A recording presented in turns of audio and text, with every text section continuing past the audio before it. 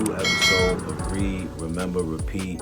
And we kicking this show off, showing some love to Iron Mastery Academy. Shout out Doc Spills and Christopher Terry. They're teaching people how to learn and earn on the go and manage their own finances.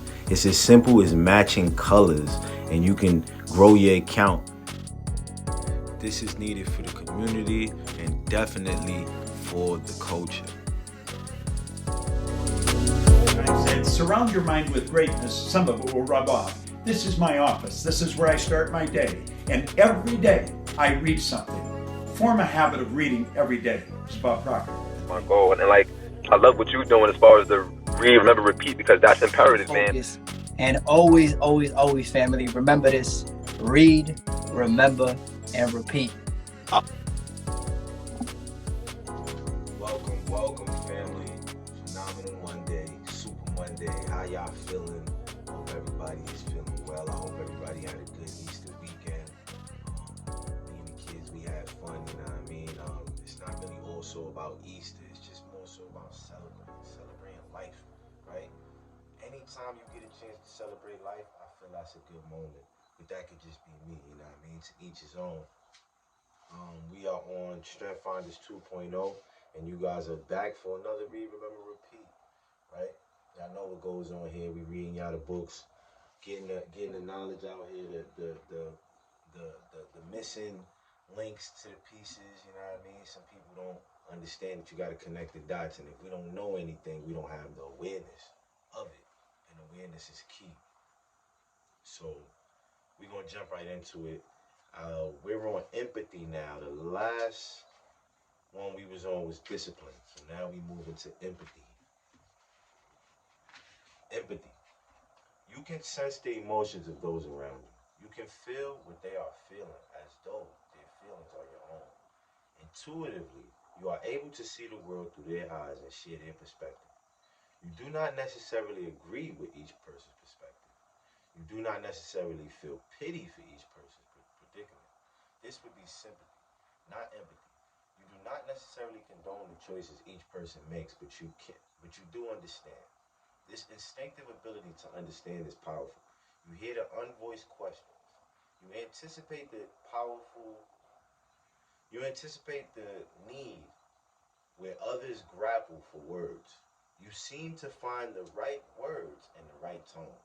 You help people find the right phrases to express their feelings to themselves as well as to others. You help them give voice to their emotional life. For all these reasons, other people are drawn to you. Empathy. Empathy sounds like this. Alice J. Administrator. Recently, I was in a meeting of trustees where one of the individuals was presenting a new idea that was critical to her and to the life of this group. When she was finished, no one heard her opinion. No one really heard her. It was a powerfully demoralizing moment for her.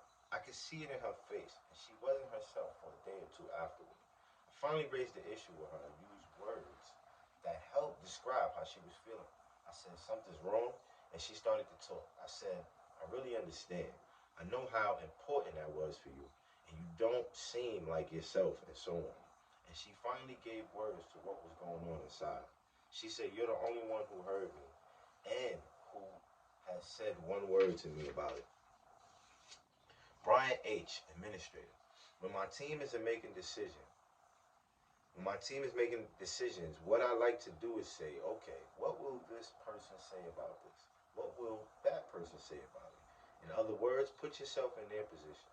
Let's think about the arguments from their perspective so that we can all be more persuasive.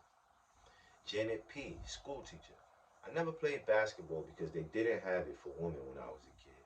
But I believe I can tell at basketball game when the momentum is changing and I want to go to the coach and say, get them revved up. You are losing them. Empathy also works in large groups. You can feel the crowd. Ideas for action. 1. Help your friends and colleagues be more aware when one of your peers is having a difficult time. Remember, most people do not have the ability to pick up on sensitive situations. 2. Act quickly and firmly when others behave in a way that is unhealthy for themselves or others. Understanding someone's emotional state does not mean that you must excuse Be aware that when your empathy turns to sympathy, others might see you as a bleeding heart. 3. Partner with someone strong, command, or activated talents. This person will help you take needed action, even though people's feelings might suffer at result. 4.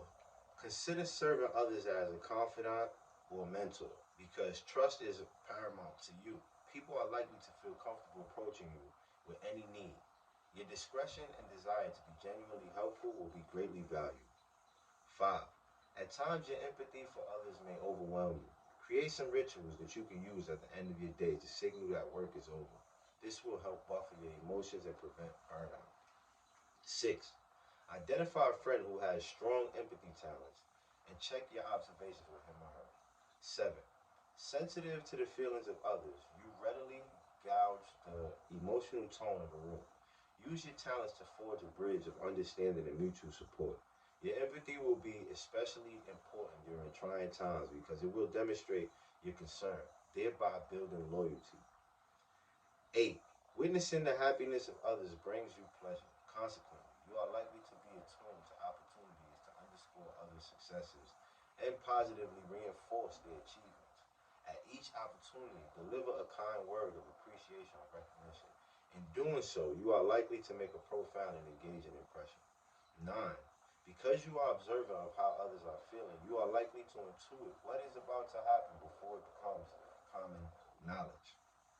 Although your intuitions may at times seem nothing more than hunches, take conscious note of them.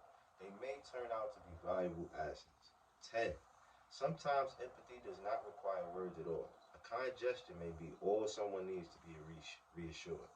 Use your empathy talents to non-verbally comfort others with a glance, a smile, or a pat on the arm. Now, working with others who have empathy. 1. Ask the person to help you understand how certain people in your organization are feeling. He is sensitive to the emotions of others. 2. Before securing a person's commitment to a particular course of action, ask him how he feels and how other people feel about the issues involved. For him, emotions are as real as others, more practical factor, and must be weighed when making decisions. 3. When employees or customers have difficulty understanding why action is necessary, ask the person for help. You may be able to sense what they are missing. Family, we're going to drizzle some sauce on the show real quick, and after that, we'll be right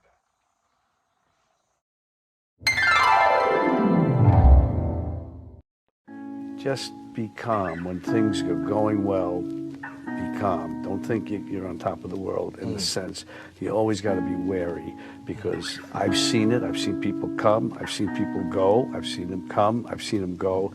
You got to be chill. You got to just take what's good in your life and move forward cautiously and carefully. And thank God that you have that. Just it's very, very important not to overextend yourself when you think you've got it. There's no such thing. Everybody's dispensable.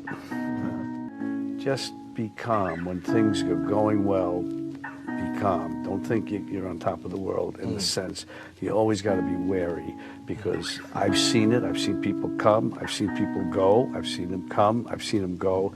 You got to be chill. You got to just take what's good in your life and move forward cautiously and carefully. And thank God that you have that.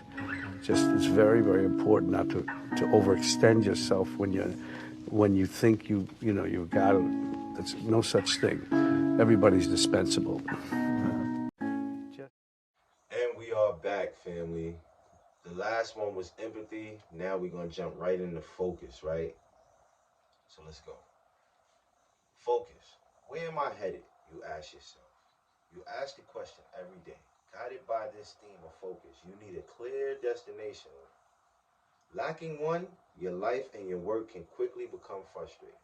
And so, each year, each month, and even each week, you set goals. These goals then serve as your compass, helping you determine priorities and make the necessary corrections to get back on course. Your focus is powerful because it forces you to filter. You instinctively evaluate whether or not a particular action will help you move toward your goal. Those that don't are ignored. In the end, then, your focus forces you to be efficient. Naturally, the flip side of this is that it causes you to become impatient with delays, obstacles, and even tangents. No matter how intriguing they appear to be, this makes you an extremely valuable team player. When others start to wander down other avenues, you bring them back to the main road. Your focus reminds everyone that if something is not helping you move towards your destination, then it is not important. And if it's not important, then it is not worth your time. You keep everyone on point. Focus sounds like this. Nick H., computer executive. It is very important to me to be efficient. I'm the sort of guy who plays a round of golf in 2.5 hours. When I was at Electronic Data Systems, I worked out at a set list of questions so that I could conduct a review of each division in 15 minutes. The founder, Ross Perrott, called me the dentist because I would schedule a whole day of these in and out 15-minute meetings. Brad F., sales executive. I am always sorting priorities, trying to figure out the most efficient route toward the goal so that there is a very little dead time, very little wasted motion. For example, I will get multiple calls from customers who need me to call the service department for them. And rather than taking each one of these calls as they come and interrupting the priorities of the day, I group them together into one call at the end of the day and I get it done. Mike L., administrator. People are amazed how I put things into perspective and stay on track. When people around the district are stuck on issues and caught on contrived barriers, I am able to pole vault over them, reestablish the focus, and keep things moving. Doreen L. Homemaker. I am just the kind of person who likes to get to the point. In conversations, at work, and even when I am shopping with my husband. He likes to try on lots of things and has a good time doing it, whereas I try one thing on, and if I like it and it is not horribly priced, I buy it. I'm a surgical shopper. Ideas for action. 1. When you set goals, discipline yourself to include timelines and measurements. These will provide regular proof that you are indeed making progress. 2. Seek roles in which you can function independently, with your dominant focus talents. You will be able to stay on track with little supervision. 3. Your greatest worth as a team member might be helping others set goals. At the end of meetings, take responsibility for summarizing what was decided, for defining when these decisions will be acted on, and for setting a date when the group will reconvene. Four. Others will think, act, and talk less efficiently than you do. Pay attention. Sometimes their detours will lead to discoveries and delights. 5. Stretch your goal setting beyond work. If you find yourself becoming too focused on work goals, set goals for your personal life. They will give weight to your personal priorities and thereby help create balance in your life. 6. Hours can disappear when you are intent on a task. You lose track of time. Make sure that all of your objects are met and all of your priorities are followed by schedule. Your efforts and sticking to that schedule. 7. You function best when you can concentrate on a few well-defined initiatives and demands. Give yourself permission to reject projects or tasks that do not align with your overall mission. This will help you concentrate your efforts on your most important priorities and will help others appreciate your need for focus. 8. Take the time to write down your aspirations and refer to them often. You will feel more in control of your life. 9. At work, be sure to tell your manager your midterm and short-term goals. This might well give your manager the confidence to give you the room you need. 10. Make sure that the focus points you set for yourself take into consideration both quantity and quality. The integrity of your objects will ensure that the application of your focus talents leads to solid and long-lasting success. Working with others who have focus. 1. When there are projects with critical deadlines, try to involve the person. He instinctively honors timelines and commitments. As soon as he owns a project with a deadline, he'll concentrate all his energies on it until until it's completed. 2.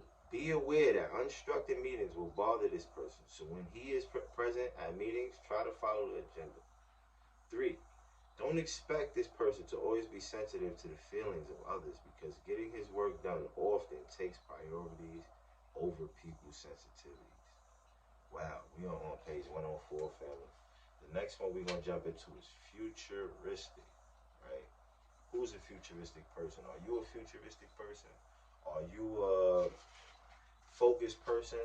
You know what I mean? Are you an empathy type of person? These are things you need to ask yourself, right? Read, remember, repeat. Let's go.